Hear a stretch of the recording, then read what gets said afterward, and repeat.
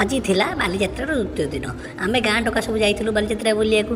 ସେଠୁ ଶୁଣିଲୁ ଯେ ଆସୁଛନ୍ତି ଆଲବମ୍ କୁଇନ୍ ଅସୀମା ପଣ୍ଡା। ତାଙ୍କ କଥା ଶୁଣି ଆମର ସବୁ ଟୋକା ସହିତ ମୁଁ ପୁରା ପାଗଳ ଗୋଟା ଗୋଟା ଚଟେଇ ପାରିକି ଷ୍ଟେଜ୍ ତଳେ ବଇଥିଲୁ। କିନ୍ତୁ ଲୋକ ଆମ ଉପରେ ଚଢ଼ିଗଲେ। କିନ୍ତୁ ଦେଖିବା ପ୍ରୋଗ୍ରାମ୍ ଆରମ୍ଭ ହେଇଗଲା। ଚାଲନ୍ତୁ ପୁରା ଏଣ୍ଟାୟାର କଟକ ଅଛି ଗର୍ବ ଦୋଲତପୁର ସାଙ୍ଗରେ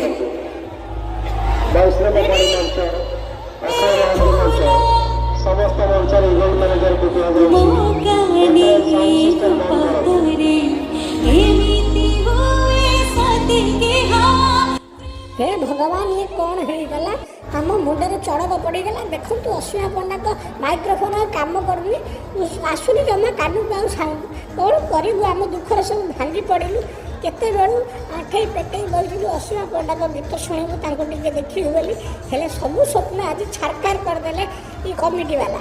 ଲାଇନ୍ କାଟିଦେଲେ। ଧୀରେ ଧୀରେ ଦେଖନ୍ତୁ ସାଉଣ୍ଡ